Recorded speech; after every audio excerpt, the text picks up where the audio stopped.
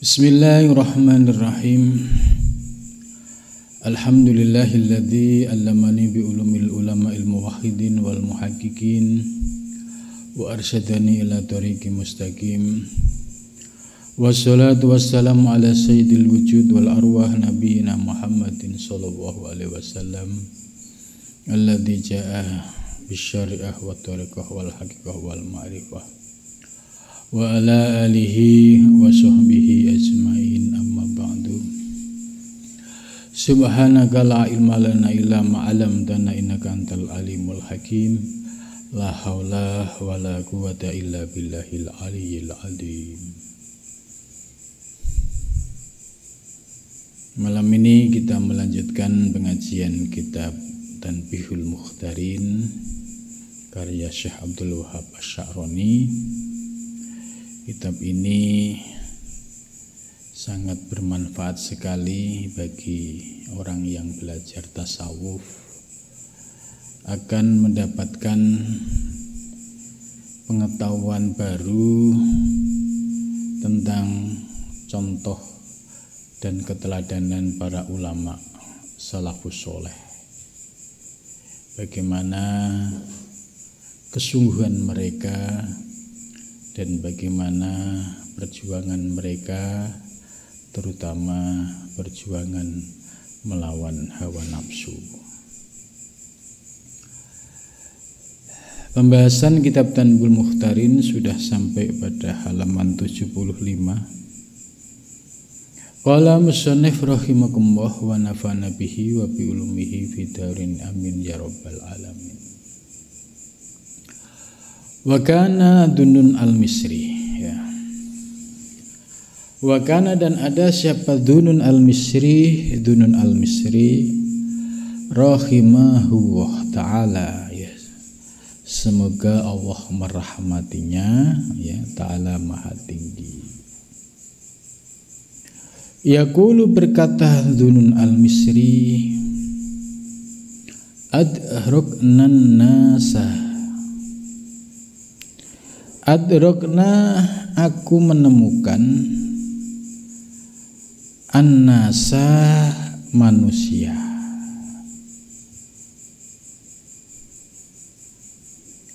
wa ahaduhum, ya, dan salah satu dari mereka, ya, kullama istada ilman istada zuhdan fid dunya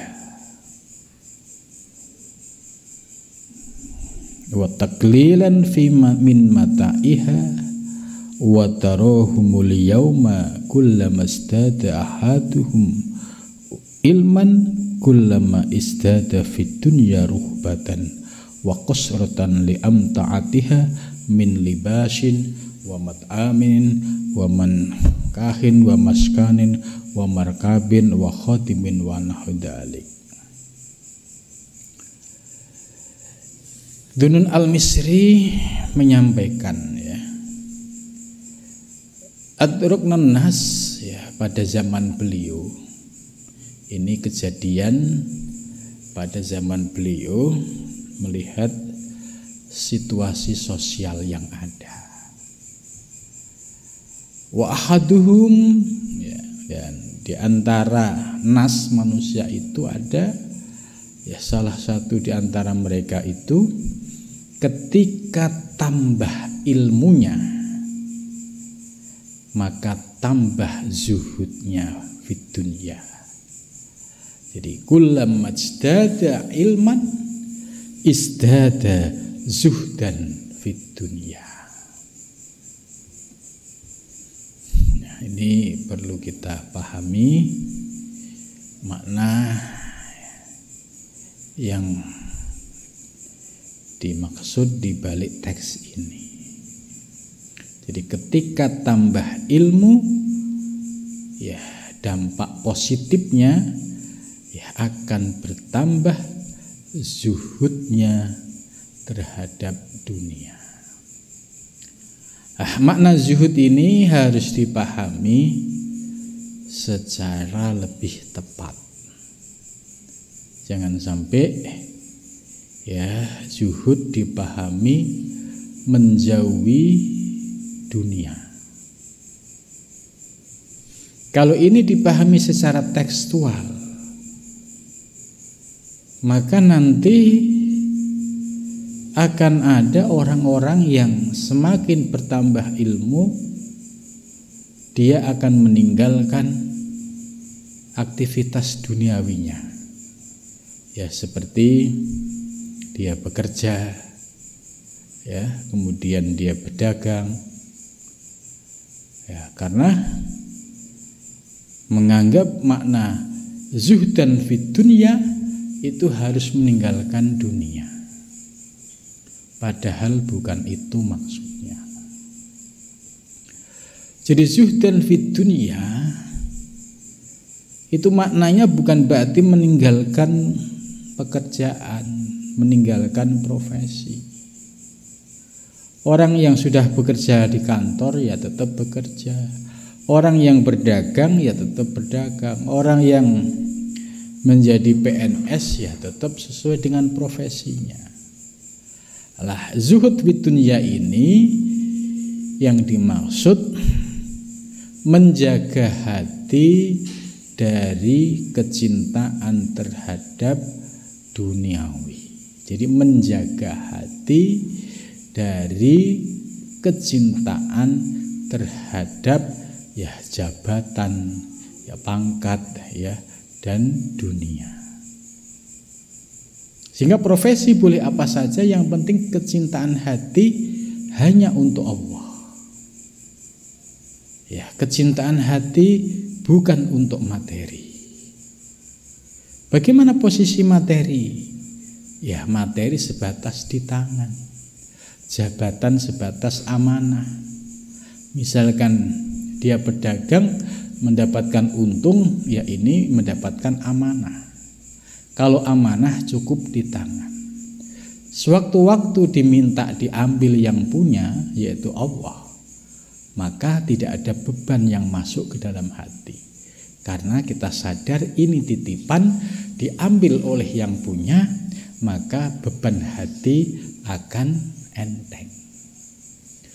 Berbeda dengan orang yang menjadikan jabatan, ya semua masuk ke hati. Maka apabila jabatan dan dunia tersebut diambil oleh Allah, nah, di situ baru merasakan penderitaan. Dulunya cintanya terhadap jabatan luar biasa, ya, terhadap ya pangkat luar biasa, terhadap materi luar biasa.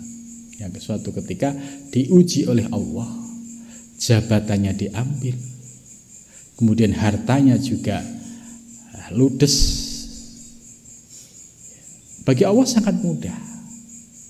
Apa yang dirasakan? Pasti yang terjadi adalah penderitaan batin. Karena itu konsep zuhud fid dunya ini harus dipahami secara tepat, ya, jangan sampai salah memahami. Karena pernah ada kejadian orang yang salah memahami makna zuhud fid dunya. Dia baru belajar tasawuf, sekali dua kali pertemuan, kemudian menyimpulkan, selama saya masih bekerja, saya tidak akan bisa khusyuk, ya, untuk beribadah kepada Allah. Dinasihati angel, akhirnya terpaksa keluar. Kemudian apakah setelah keluar benar-benar bisa khusyuk ibadah? Tidak. Justru masalah semakin banyak karena pemasukan tiap bulan tidak ada. Gitu. Jadi ini salah memahami zuhud fid dunya. Jadi zuhud fid dunya, ya, tetap kita posisi sebagaimana posisi kita, ya, profesi kita, ya, yang dosen ya tetap dosen, yang pengajar ya guru, yang pedagang ya pedagang, yang PNS ya PNS, yang profesional ya profesional. Semua bekerja dengan sungguh-sungguh tanggung jawab. Sehingga suatu ketika mendapatkan gaji itu akan dapat dirasakan, ya akan dapat dipahami bahwa gaji ini ya rizki dari Allah. Rizki dari Allah, titipan dari Allah. Jadi rasa memiliki, rasa menguasai tidak ada. Hatinya cukup untuk Allah. Maka sikap yang demikian inilah yang disebut zuhud fid dunya. Boleh profesi sebagai profesional ya, dengan mobil mewah, dengan kantor yang mewah. Ya, kalau aktivitasnya sehari-hari ternyata dia ahli zikir, ya ahli puasa, ahli riyadhah. Profesi yang demikian tidak akan pernah mengganggu hatinya untuk mengingat dari Allah. Jadi banyak orang-orang yang profesional itu karena sudah memahami ilmu tasawuf, ilmu tarekat, ya sekalipun dia ya menggunakan mobil mewah, profesinya juga di tempat yang bonafit, ya dengan gaji yang mewah tentunya, tapi hatinya terbiasa untuk mengingat Allah. Justru semakin menunjukkan ketakwaannya kepada Allah. Ya sholatnya tertib, sedekah infaknya tertib, ya kemudian zikirnya juga istiqomah. Maka hal yang demikian terlebih utama ya dibandingkan orang yang nampak ya berpakaian ala sufi ya, tapi hatinya dipenuhi dengan tomak, yaitu berharap pemberian dari makhluk. Itu hatinya bersih mana antara yang berbaju pura-pura sufi ya, terus dengan meninggalkan aktivitas duniawi, tapi hatinya dipenuhi dengan tomak, berharap pemberian dari makhluk. Sementara yang satu profesional, ya dia memiliki sarana serba mewah, tapi hatinya selalu untuk Allah. Jabatannya dipandang sebagai amanah Allah. Ya, harta bendanya dipandang sebagai titipan Allah. Ya, sedekah infak ya tidak pernah dilupakan. Sholat 5 waktu juga tidak pernah dilupakan. Maka posisi antara dua orang ini tentu yang istimewa adalah orang-orang yang diuji dengan dunia tapi bisa mementingkan dan lebih mengingat Allah Subhanahu wa ta'ala dibandingkan yang satu tadi pura-pura seperti sufi ya, meninggalkan pekerjaan, meninggalkan anak istri ya, kemudian tidak hanya mementingkan untuk kholwat, tapi di dalam hatinya ternyata dipenuhi dengan tomak, riya, ujub. Nah, ini malah penyakit batin beranak pinak di sini. Jadi orang yang mau zuhud fid dunya secara materi ya, itu boleh-boleh saja selama dia memenuhi syarat. Hatinya sudah tidak tomak kepada makhluk. Ya, pasti dia tidak tomak. Ya, dia secara ekonomi mungkin sudah berkecukupan. Istrinya dicukupi, keluarganya dicukupi, dan dia juga bisa mencukupi untuk diri sendiri sehingga tidak ada tomak kepada makhluk. Sebab tomak ini juga penyakit batinnya. Kalau ada seorang salik ahli zikir masih tomak, ini berarti masih berada pada posisi dikuasai oleh penyakit batiniah yang selalu ngajak untuk bertakluk kepada makhluk. Karena tomak itu ya dia berharap ya pemberian dari manusia, tidak berharap kepada Allah. Gitu. Nah, maka makna zuhdan fid dunya ya, jangan dipahami tekstual ya. Jangan sampai habis ngaji tasawuf terus besok nggak mau kerja, mau zikir saja, ini salah kaprah ya. Justru ini akan menimbulkan masalah itu. Jadi dalam memaknai makalah para sufi ini ya harus dipahami antara teks dan konteks ya. Kalau teksnya demikian berarti kontekstualisasinya ya harus disesuaikan, karena substansinya zuhud itu tidak pada harus meninggalkan aktivitas duniawi, tapi yang substansi daripada zuhud yaitu mengosongkan hati dari sesuatu selain Allah, sehingga hatinya maafi kolbi siwallah, tidak ada di dalam hatiku ya kecuali selalu ingat kepada Allah. Selain Allah, materi, jabatan itu sebatas amanah, hanya ada di tangan. Sewaktu-waktu diambil pemiliknya tidak ada keberatan. Tapi sebaliknya kalau hatinya dikuasai kecintaan terhadap dunia, terhadap jabatan, terhadap materi, suatu ketika ditarik oleh yang punya, oleh Allah, maka yang terjadi adalah penderitaan lahir dan batin itu. Wataklilan, dan menyedikitkan fi mata iha, yaitu menyedikitkan di dalam materinya ya. Dia artinya tidak berlebihan lah ya, urip sing matyo ya sewajarnya, yang menyesuaikan, tidak, bukan berarti berlebih-lebihan ya. Watarahumul yauma, watarahum, dan kamu menyaksikan al yauma pada hari ini ya. Ini maksudnya kita disuruh melihat. Kulama isdada, dan tatkala bertambah, ahaduhum, salah seorang dari mereka, ilman, ilmunya. Ya, ini kita disuruh lihat kondisi sekarang.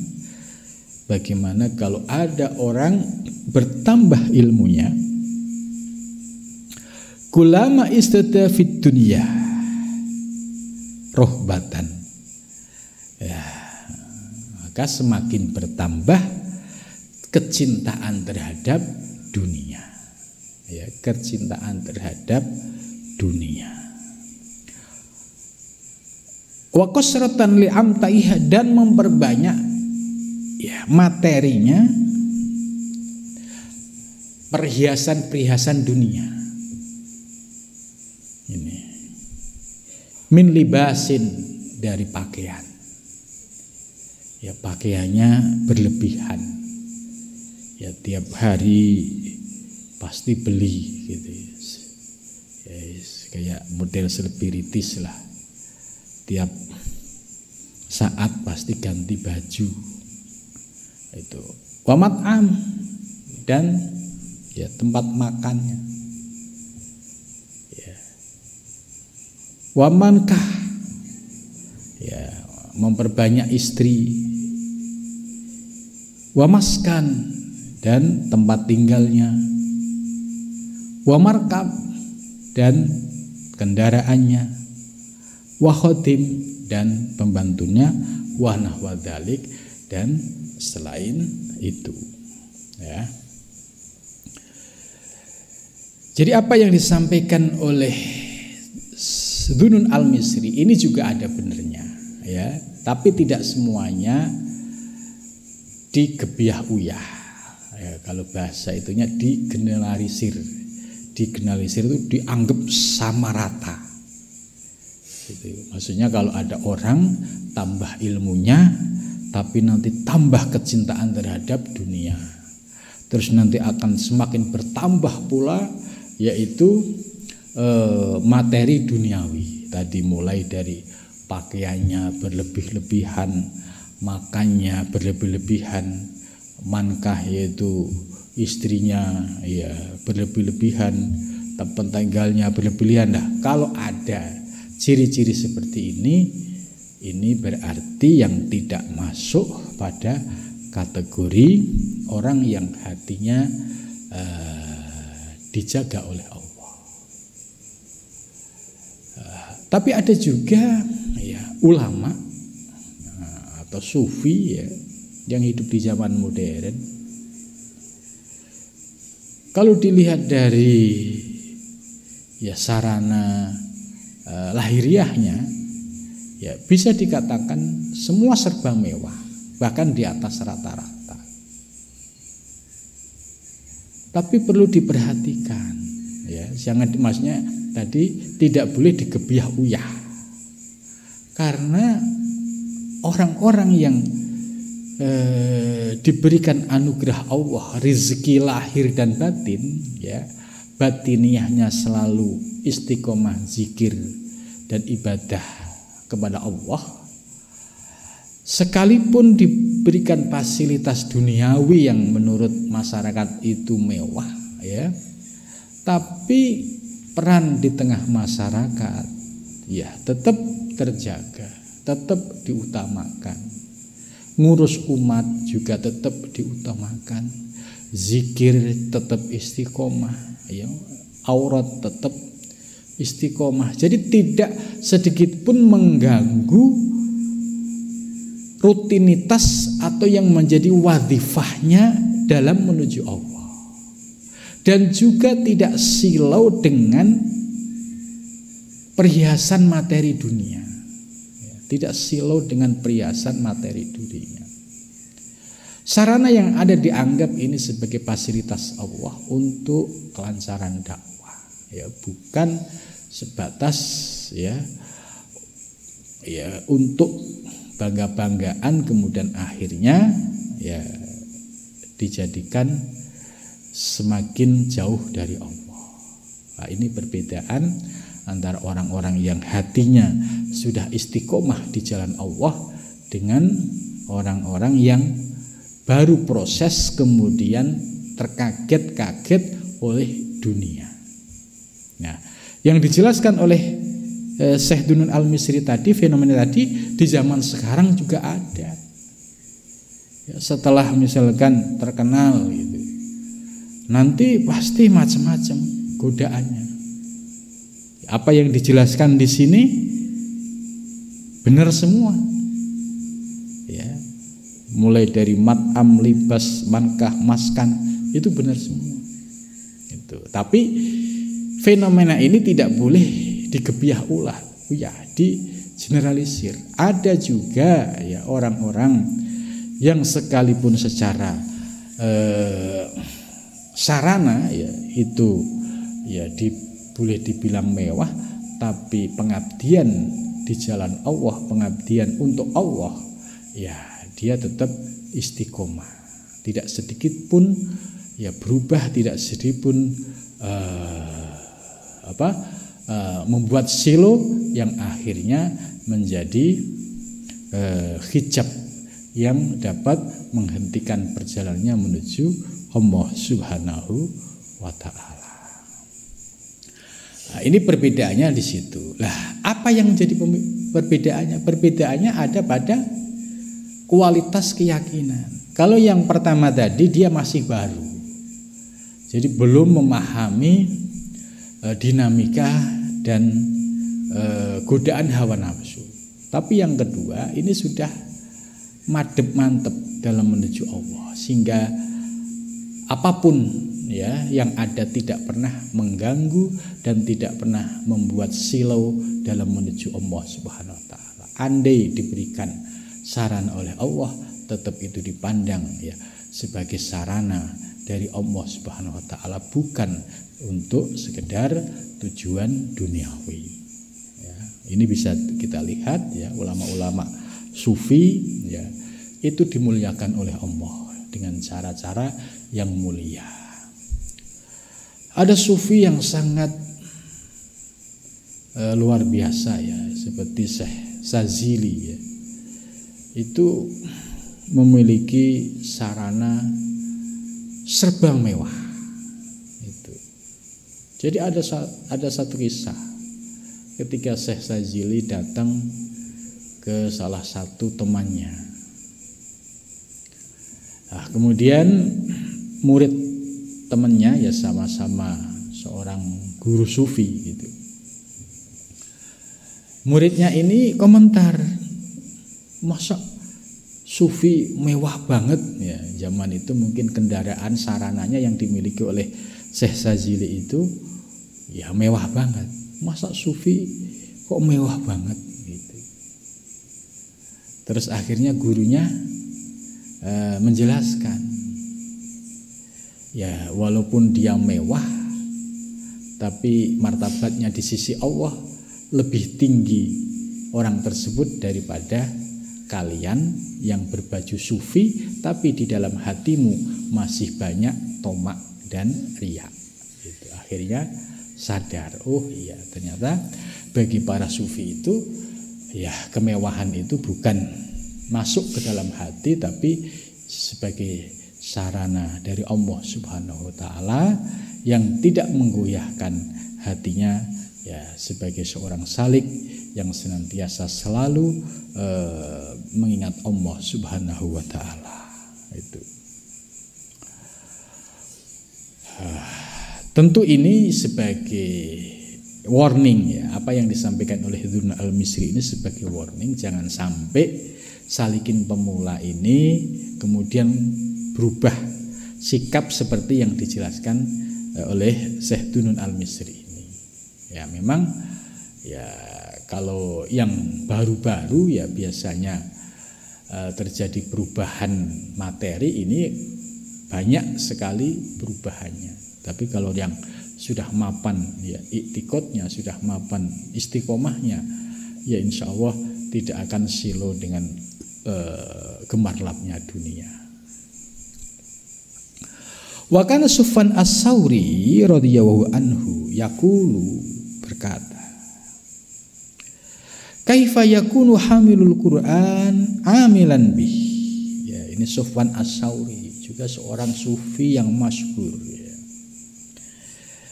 Bagaimana ya kaifa yakunu, bagaimana ada hamilul Qur'an ya, orang yang membawa Al-Qur'an ya, yaitu orang yang hafal Al-Qur'an. Amilan bih, dapat mengamalkan apa yang ada di dalam Al-Qur'an. Wa huwa yanamu alain, sedangkan dia ya tiap malam tidur terus.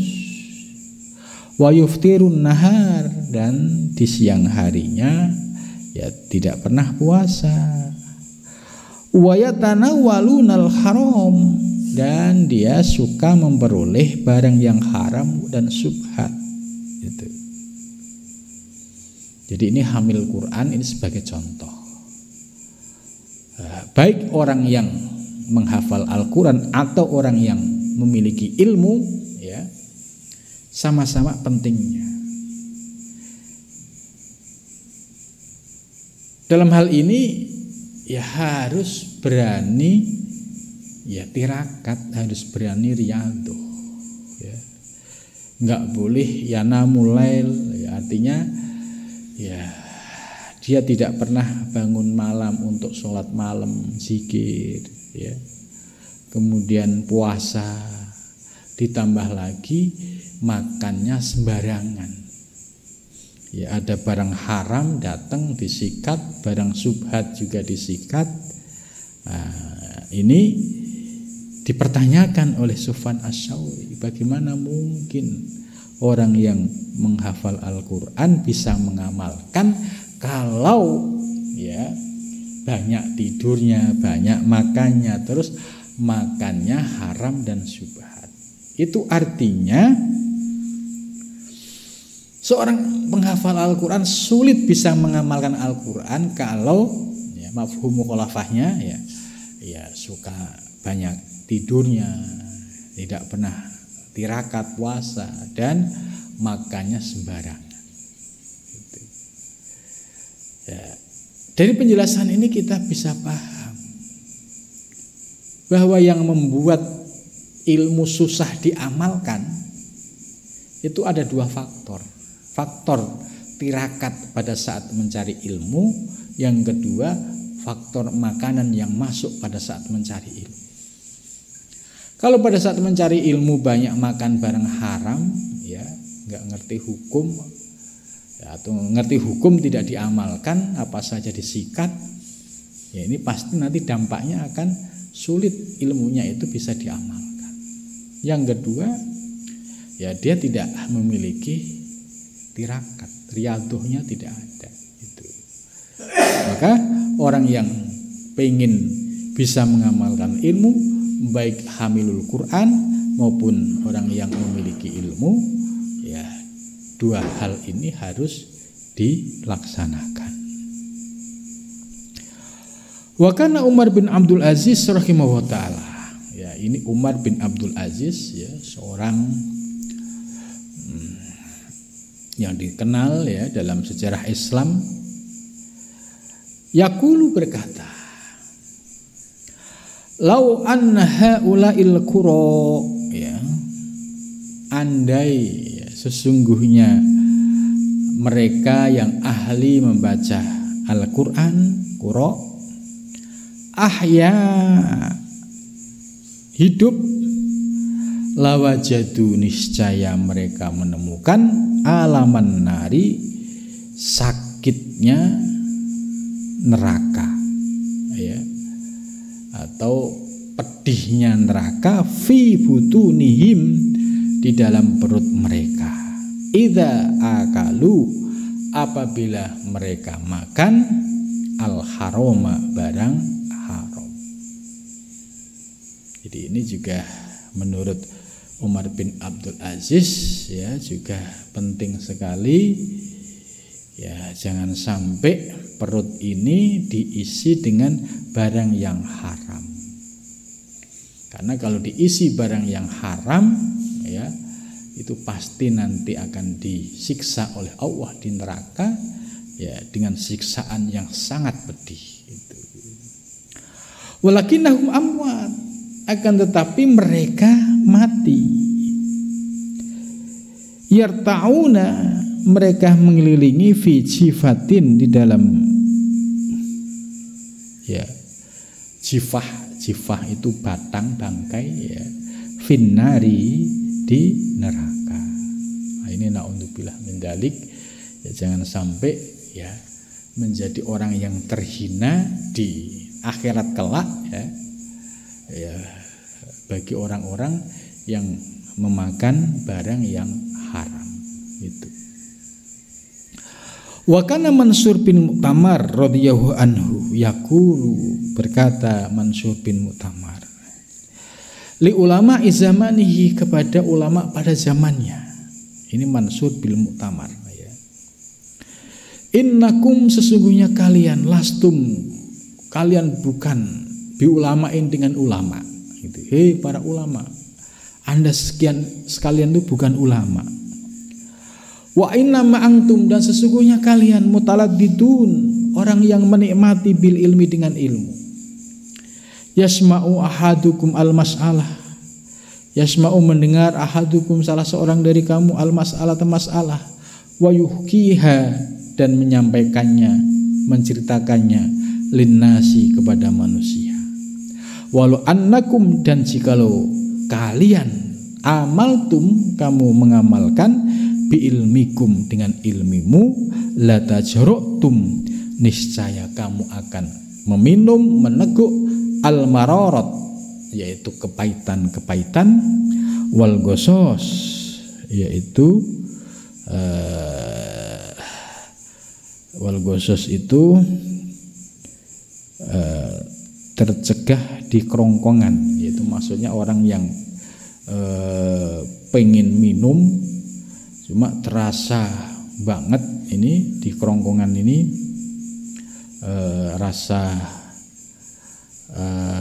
pahitnya gitu. Wala hasakum ilmukum ala tawarru, dan mendesak apa ilmukum, ilmumu, ala tawarru, atas hati-hati, hatta la yajidu, sehingga kamu tidak menemukan, ahadukum, salah seorang dari kamu, rogiban, yaitu roti, yakuluhu, yang dia makan ya. Jadi ini penjelasan Syekh Mansur bin Umar ini ya memberikan kritik yang positif. Para ulama, jangan sampai ya kalian itu istilahnya ya banyak bicara, ya gampang memberikan nasihat, tapi kamu ya harus mengamalkan ilmumu, yaitu dengan menghadapi kondisi keadaan yang pahit-pahit gitu. Jadi supaya bisa merasakan gitu. Dan juga harus dibarengi dengan sifat tawaruk, yaitu hati-hati. Artinya tidak sampai dalam proses mencari ilmu ini atau sudah menjadi orang yang alim ini berlebih-lebihan dan kemudian lupa dari mengamalkan ilmu, ya. Wa kana Rabi bin Khaisam, dan ada siapa Rabi bin Khaisam yaqulu, kaifa yasihu, bagaimana benar lil alim, bagi orang yang alim, ayyuroi, hendak pamer siapa alim bi ilmi, dengan ilmunya gitu. Jadi maksudnya Syekh Rabi ini juga mengkritik bagaimana orang yang punya ilmu itu akan lurus kalau perilakunya lebih menonjolkan kepada sikap pamer terhadap ilmunya, bangga dengan ilmunya, pamer dengan ilmunya. Wa huwa ya'rifu annahu ta'lamu li ghairillah, ya, dan dia mengetahui bahwa apa yang dilakukan itu bukan karena Allah gitu. Jadi orang yang sudah tahu riya, bahayanya riya, tapi dia tetap mengengkali riya. Jadi nampak dia seolah-olah di jalan Allah, padahal sesungguhnya bukan di jalan Allah. Jadi ya'rifu annahu ta'lamu li ghairillah. Wa dzalika, dan demikian itu habitun, ya, frustasi, ya, min aslihi, dari pokoknya. Fa kaifa yaro, dan bagaimana melihat nafsahu, dirinya, ala nasi, terhadap manusia, bima, dengan sesuatu, huwa bermula habitun, itu juga habit itu terhapus, atau istilahnya amal yang tidak didasari dengan ikhlas itu ya semua akan runtuh, akan hilang, akan sirna itu. Wa kana Imam Nawawi wa huwa alam bisawab. Insyaallah akan kita lanjutkan pada minggu yang akan datang.